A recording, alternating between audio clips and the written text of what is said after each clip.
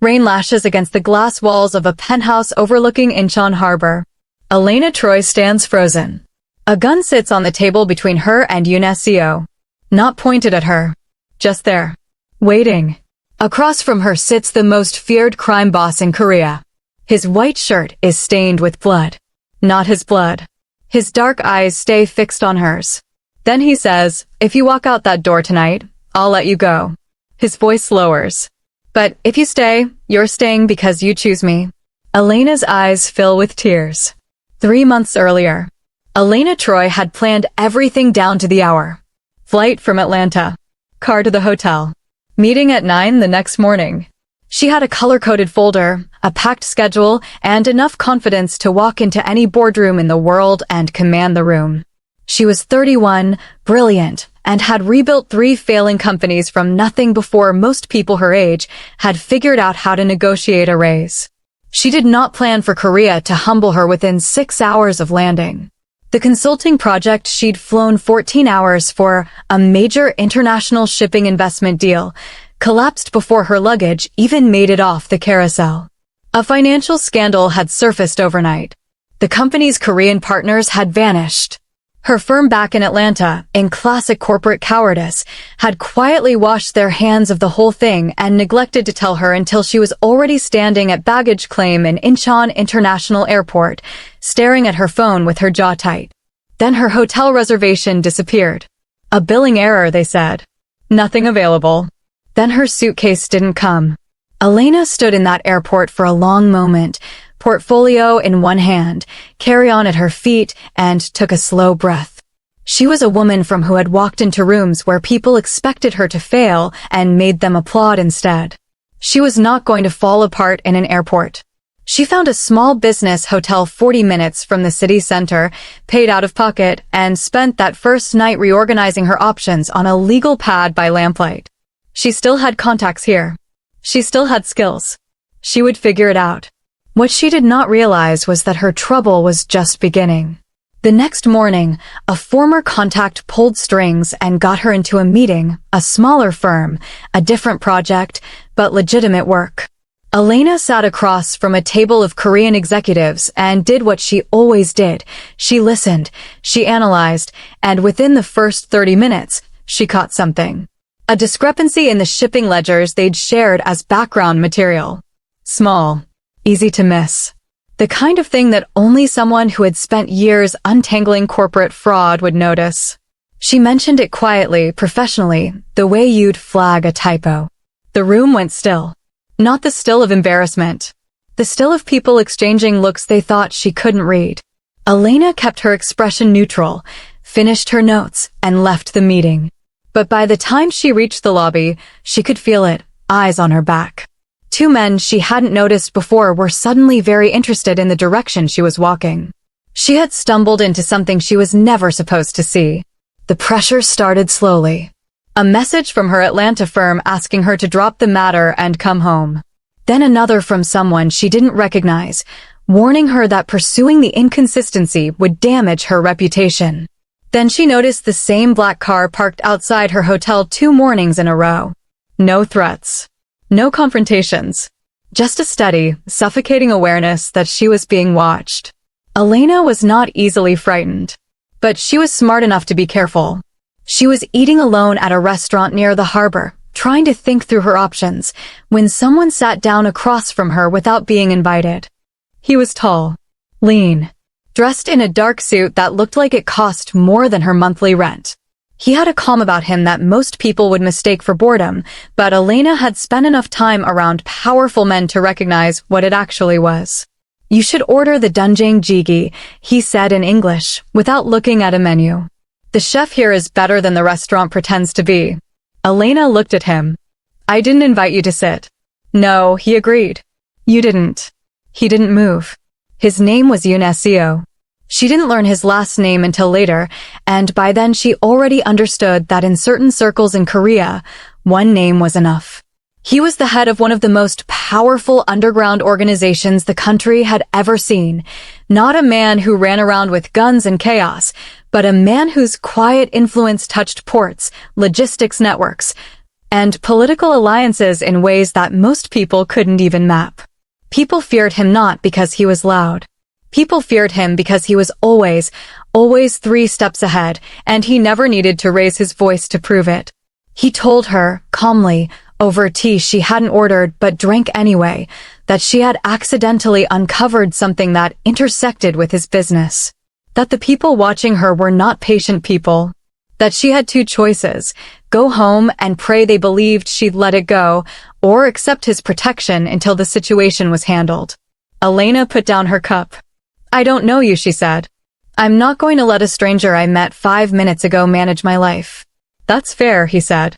He left a card on the table and walked out. She didn't call.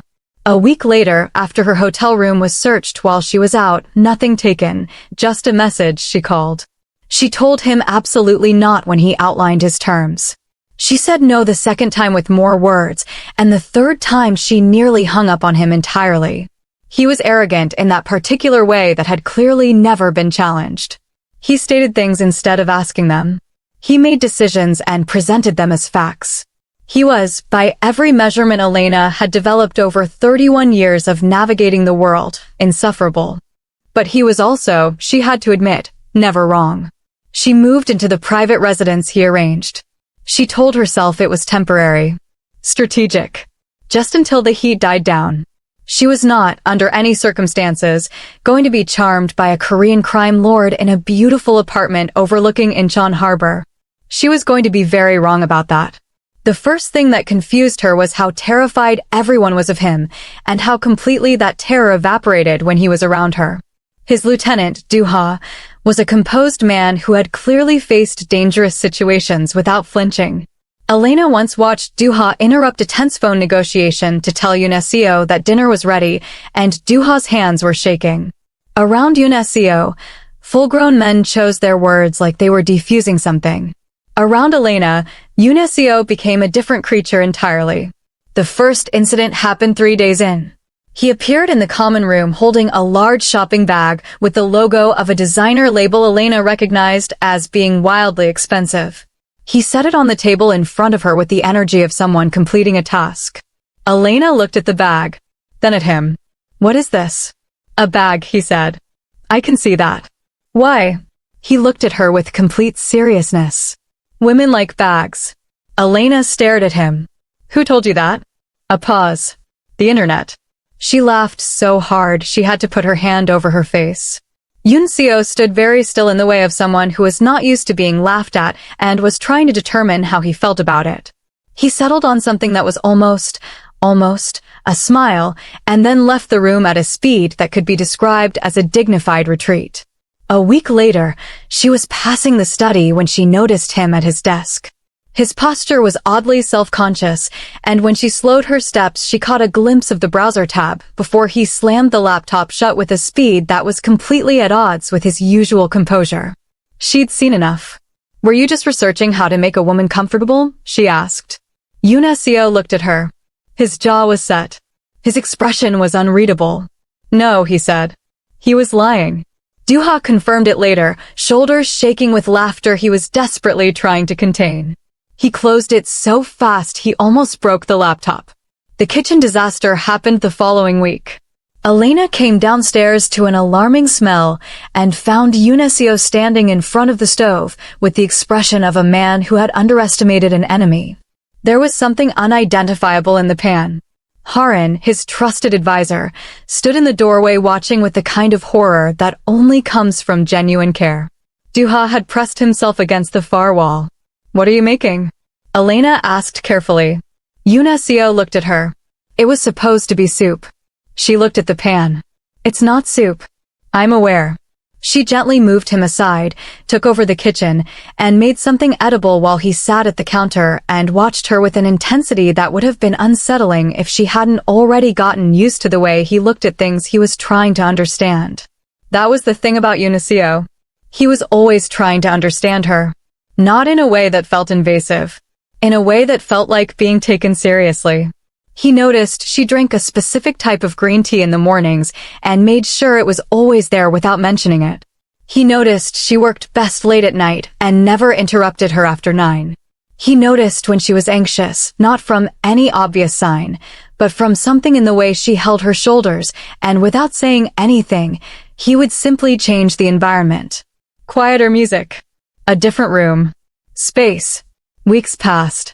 Elena stopped counting the days until she could leave. They started talking at night. Not about his business, not about her situation, just talking. About Atlanta and Incheon. About what ambition costs. About what it means to build something that outlasts you and whether that was worth the price. He was more thoughtful than she had expected. More honest, in his way, than most people she'd met who called themselves honest. He took her to the rooftop one evening where someone had set up a small dinner without being asked. The harbor spread out below them, lights moving across the water, and Elena stood at the railing and felt something she hadn't felt since she'd landed in this country. Still. Do you ever want to leave all of it? She asked. Yun-seo stood beside her. I built it. That's not what I asked. He was quiet for a long moment. Sometimes, he said finally.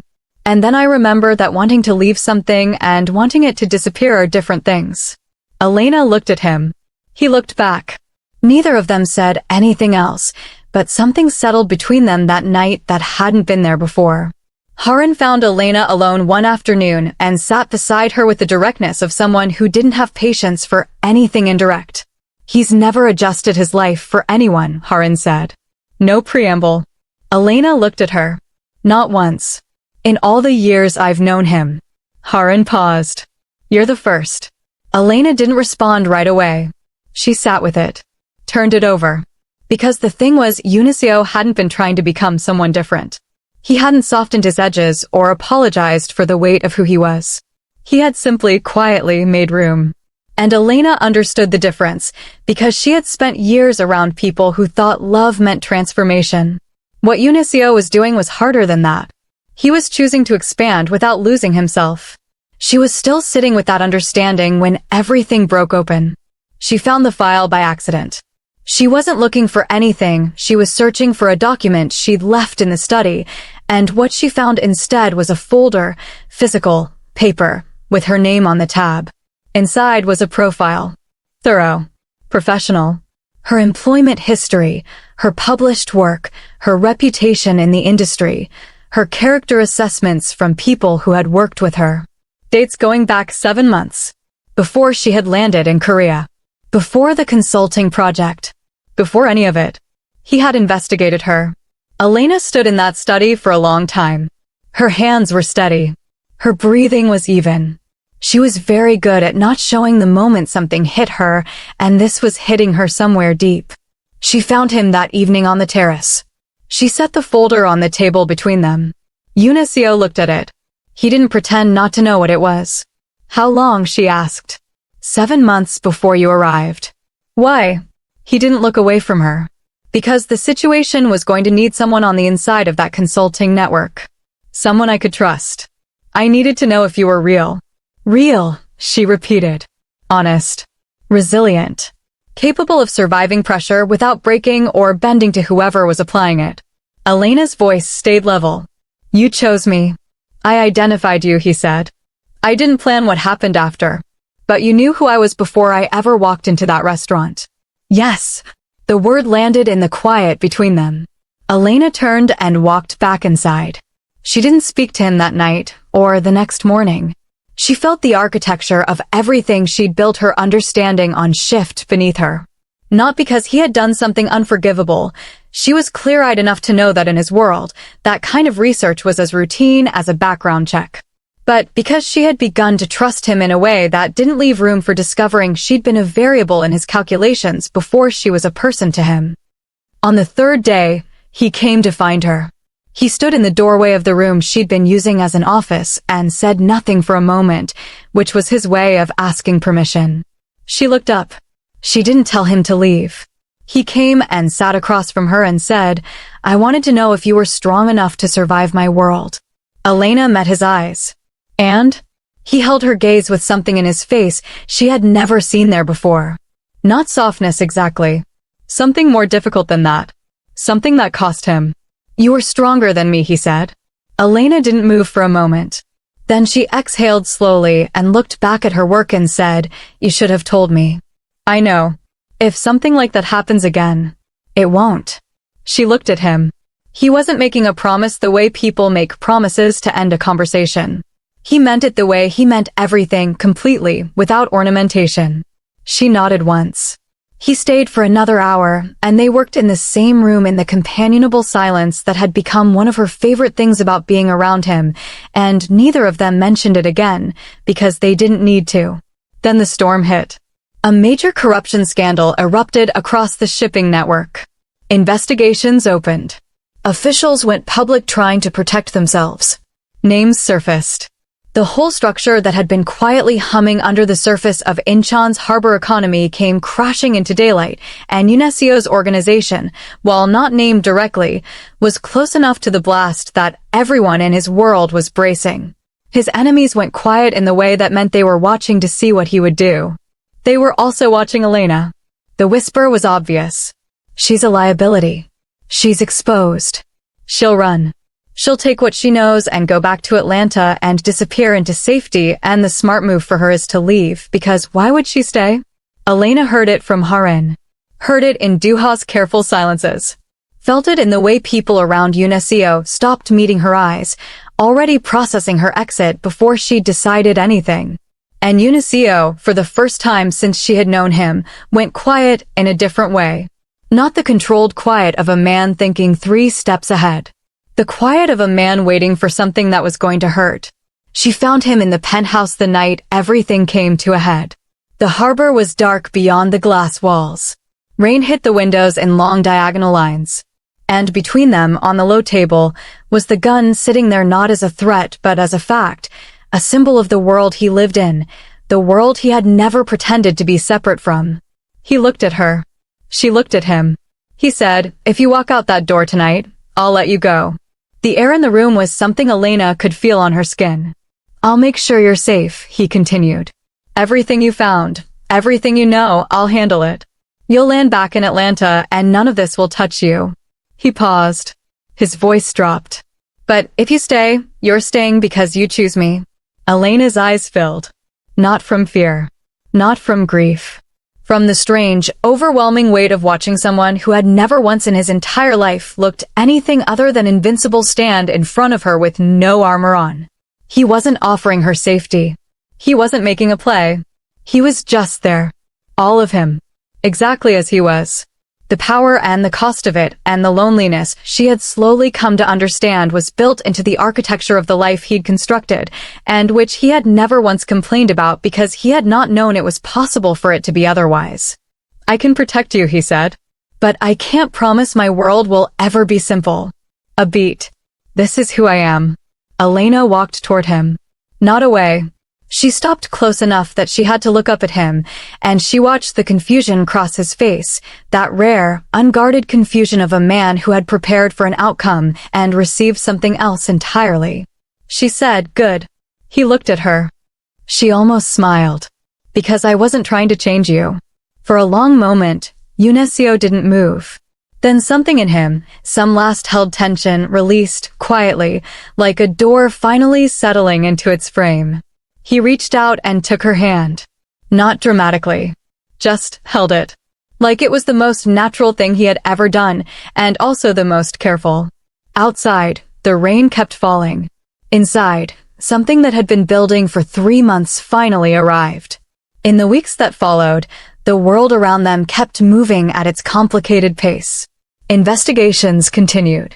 Political careers ended. The shipping network restructured in ways that insiders understood and outsiders couldn't follow.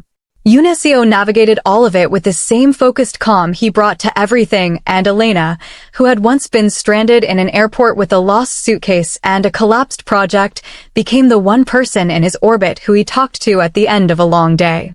Not to strategize. Just to talk. Duha, watching this from a safe distance, shook his head with something between wonder and amusement. The boss used to terrify governments, he told Harin one afternoon. Harin looked over to where Elena was laughing at something Yun-seo had said, a real laugh, full and easy, and Yun-seo was watching her with the look of someone who still hadn't quite gotten used to having this. Duha finished. Now he's scared of disappointing one woman. Haran smiled. Good. Even Yun-seo, when he heard it later, didn't argue. He laughed instead, low and quiet, the laugh of a man who had stopped pretending that his reputation required him to be unmoved by everything. Elena heard it from the other room and didn't ask what was funny. She already knew. Several months later, Elena stood beside Yun-seo at a ceremony on the harbor. The kind of gathering where powerful people wore expensive clothes and spoke in careful language, and where the real conversations happened in the margins. People approached Yun-seo with the particular deference of those who understood exactly who they were speaking to. They bowed slightly. They chose their words with care. Yun-seo received all of it with his usual composed attention. But anyone watching closely would have noticed that his attention kept returning to Elena. Not with possession. With something quieter and more permanent than that. A courier arrived near the end of the evening. An aide brought the envelope directly to Elena, her name on the front, no return address. She opened it, assuming it was related to the ongoing investigation cleanup, some formality she'd been copied on. Inside was a photograph. She looked at it for a long moment. The image was old. The quality was analog, not digital film, developed somewhere private. And in it were two faces she recognized from her own family's history. Faces that should not have been in Korea. Faces connected to a part of her family's past she had always understood to be complete, finished, sealed. Something that shouldn't exist. Elena looked up. Yun-seo was already watching her. He had read her face the way he read everything without needing to be told. She held up the photograph. He looked at it. Then he looked at her. And the screen cuts to black. Some secrets don't stay buried, no matter how far across the ocean you run. If this story wrecked you as much as it wrecked me writing it, drop a comment below and tell me your favorite moment. I read every single one. And if you're new here, welcome. Hit that subscribe button and turn on notification bell. Elena and Yun-seo aren't done yet. Thanks for watching.